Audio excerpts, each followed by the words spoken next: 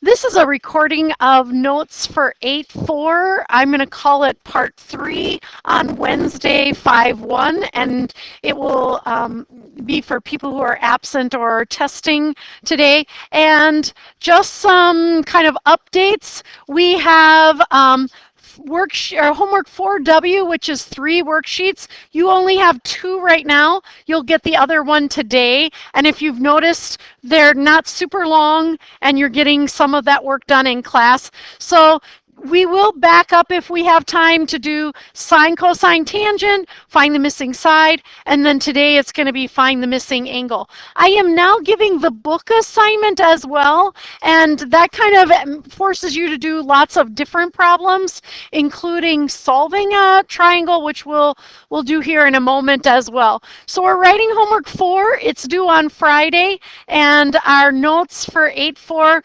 we're going to close to finish those up today. And then I'm announcing the quiz on 8-3 and 8-4 is Friday, just so that everybody knows that. And so now we're on example 4 of our notes, and we're getting kind of good at this. So maybe take a minute and write that SOHCAHTOA, SOHCAHTOA. And I'm going to ask people to, just a couple people, not everybody today, but just a couple people to remind us what those are. So let me borrow that a second. So if you need to look there or wherever, and we have that sentence frame, if you can kind of remember the structure of that, doesn't have to be perfect. But Kiri, remind us what SOH stands for. Okay, the sine of the angle. The sine of the angle is opposite over hypotenuse. So I'll just kind of circle that. And Ella, remind me what CAH stands for. Of the angle. The cosine of the angle is adjacent over hypotenuse. I'm sorry, I forgot that I wanted to point at you instead of call your names. So I've recorded some people's names, sorry. And then tell us those last 3, TOA. T of the angle. Okay, so the tangent of the angle is the opposite over adjacent. And we do want to have that in our head, that it's the trig function of the angle is equal to the opposite over adjacent. And in this case for tangent. So we do want to be knowing that it's always going to be that trig word, sine, cosine, or tangent, and then the angle comes next. Because you'll notice we don't actually know the angle in this one as we go. So it says use your calculator to find the measure of angle P to the nearest tenth. So we're going to start just like we have been. Label all the sides for me. So just whatever order you want. I need hypotenuse, opposite, and adjacent. And it's angle P that we're looking at. And a lot of times I'll just put a little like mark on angle P because that's the angle I want. Go ahead.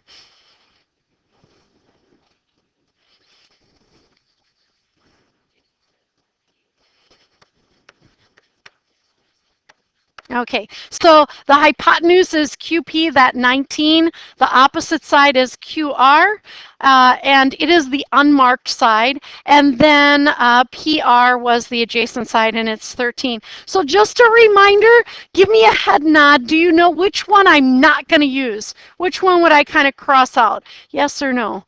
Do you remember which one I'm not going to use? The unmarked side is the one that I'm not going to use. Yesterday, we knew a side and we were finding a side. Today, we know both sides, but our problem is we don't know the angle as we go. So tell me which trig function you think we're going to use if I know the adjacent side and the hypotenuse. Which trig function is that? Cosine. So I'm going to write this cosine capital P, because it's always of the angle, equals adjacent ADJ over HYP. So just reminding myself what is happening there. The cosine of the angle is adjacent over hypotenuse. And please, please don't write this, okay, because I'm going to erase this. Cosine of adjacent over hypotenuse. So yes, it's cosine, and yes, it's adjacent over hypotenuse, but it's the cosine of the angle. This is not an angle, and you'll just get a lot of problems if you do it that way. So it's the cosine of P, which equals adjacent over hypotenuse. Then cosine P, I don't know what P is. Sometimes we'll call it X, and maybe there will be an X right there. But in this case, we're calling it P. And the adjacent over the hypotenuse is 13 over 19. Now, write this down because, do you remember yesterday we put the cosine whatever over 1 and cross multiplied? That's not going to work now because we don't know what the angle is. So find in your notes on the handout what we're going to do if we have to find an angle, and I want you to point to it. Find out what we're going to do when we have to find the angle, and I want you to point to it on here. Yes. Yep. Yep, yep. Keep looking. Keep looking. Did you find it? Down. Yep. Yes. And yep. So we're going to use that bottom half of that handout, which says inverse trigonometric ratios, and we should have written there, used to find the missing angle. And so when we know the cosine of P is equal to 13 over 19, and you should have maybe underlined these, this is probably that second one, then we know P is equal to the inverse cosine. So that's how you write it, cosine to the -1 of 13 over 19. And you don't have to reduce that fraction. You don't care if it has a radical in it. You don't care if it has a decimal in it. You don't care about it as long as you know two numbers there and you're using the right trig function. So take a minute right now and see if you can find what P is. And it says in the directions to round that to the nearest tenth. So, oops, and I will change that to is approximately equal to. And I'll leave a blank there. So you're finding it to the nearest tenth for that one.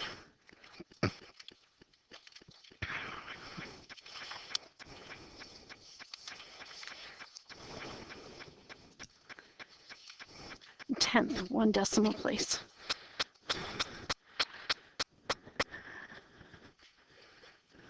Yep. If you do point to it, it helps me kind of find it. Yeah, good. Yep. Yep.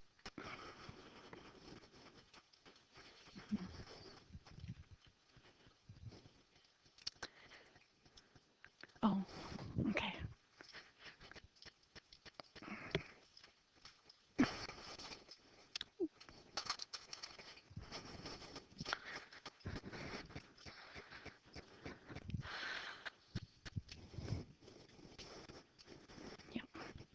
Yes, and as I go around the room, I see people are getting about 46.8 degrees. Make sure you label that as degrees. If that didn't work on your calculator, you can maybe talk to me as we kind of continue to go over these. So we've done these things in this section.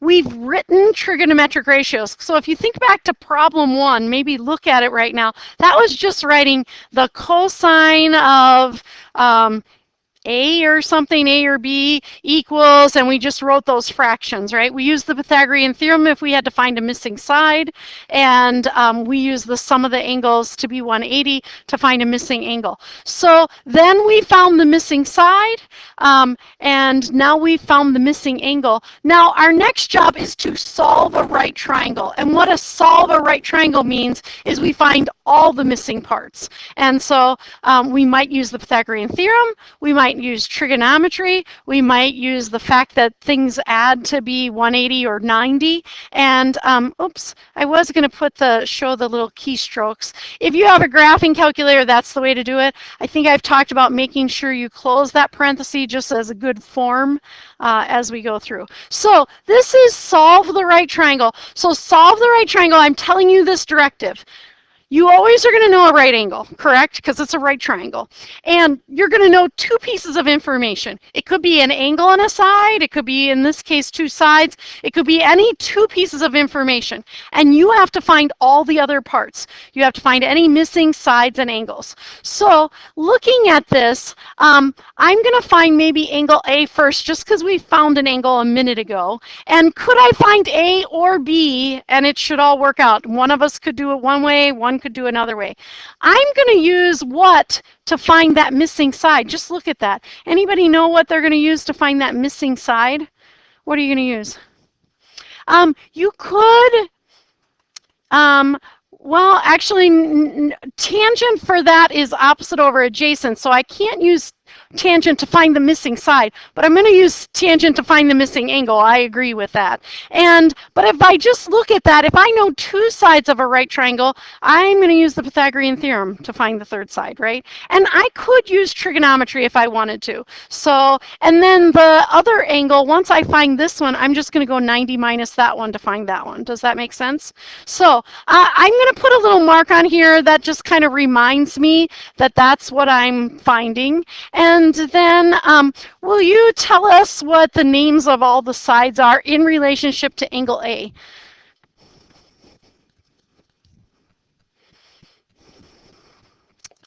Got it?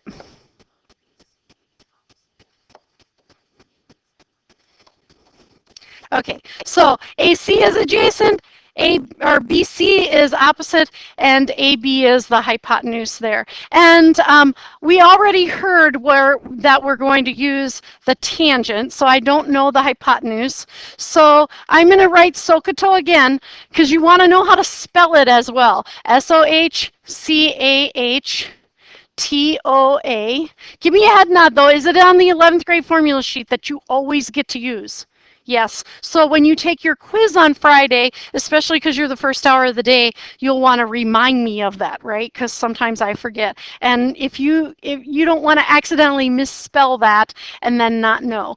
So we're going to use the tangent. So tell us the trig ratio equation. The tangent of what equals what over what?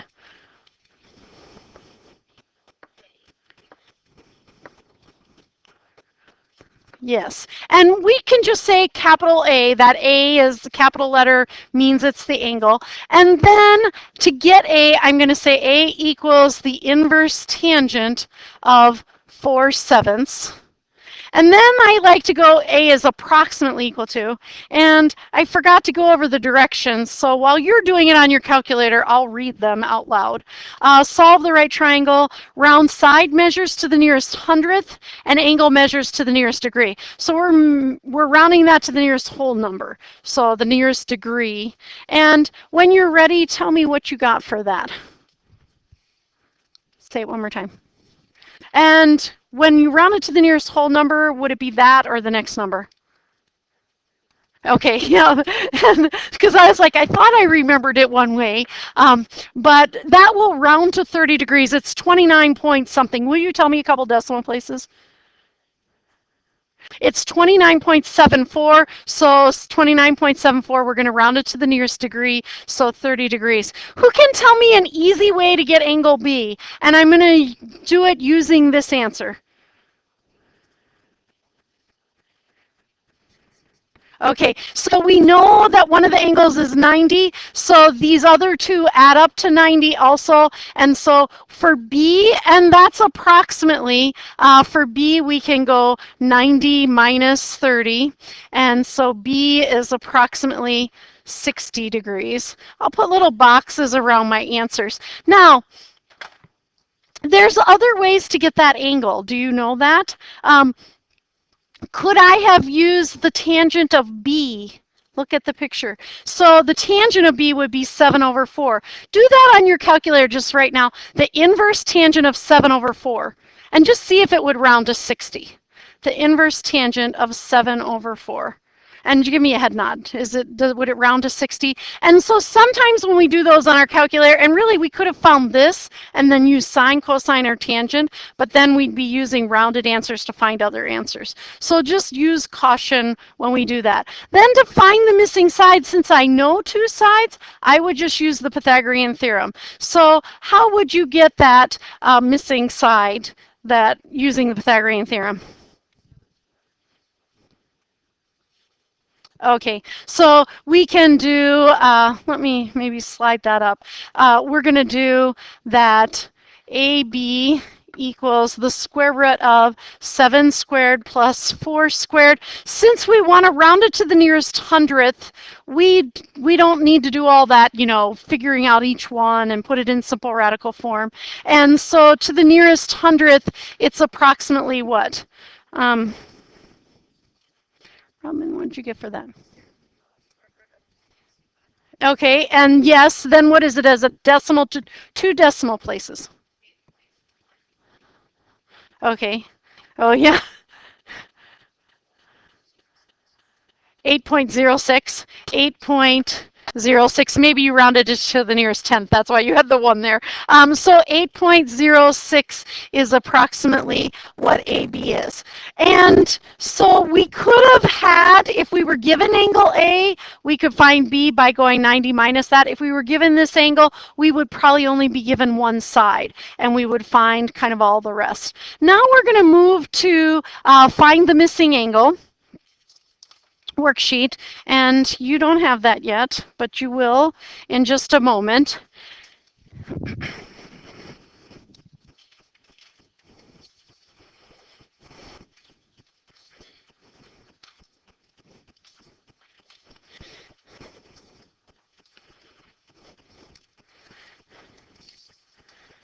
You're welcome.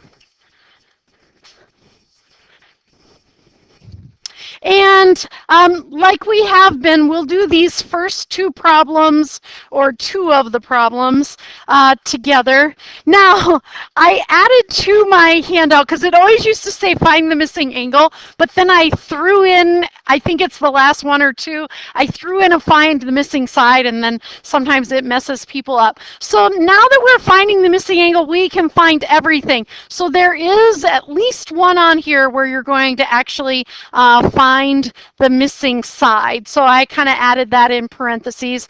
And it says follow the directions as given for each problem and round your answers to one decimal place, which is the nearest tenth as we go through that. And so for at least one of these, maybe we won't do two, we'll just do one together.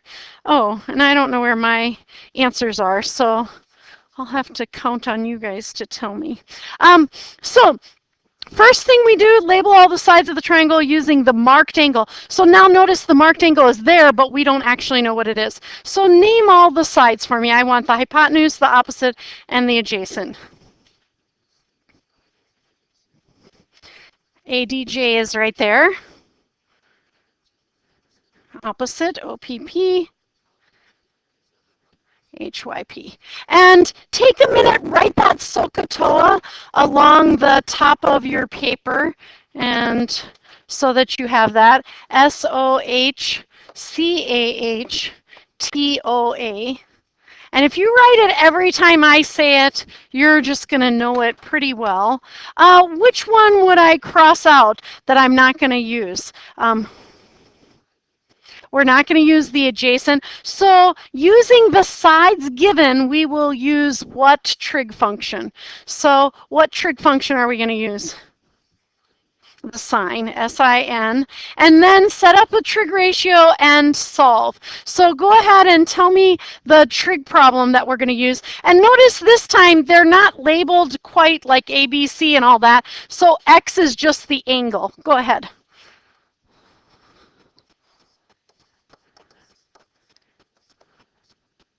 Yep, sine of X equals 8 over 12. So it's really important that we pick the right trig function and that we kind of look at those sides carefully. And then please always write this as well. X equals the inverse sine of 8 over 12. So when we don't know the angle, we're going to do that inverse sine and 8 over 12. And it says round to 1 decimal place. So what did you get for this? 41.8. Give me a head nod if you also got 41.8 because I don't have my answers in front of me. Okay, so X is approximately 41.8 degrees. 41.8 degrees. I feel like these are pretty straightforward. I think that's all we'll do together. As time goes on, we'll add some of these. We'll do some in-class problems tomorrow. I'm going to stop this recording so that people can now work on that. My expectation is that you finish these 3 worksheets. Sine, cosine, tangent, find the missing side, and find the missing angle. Start with this one right now, and then move to the other ones as needed.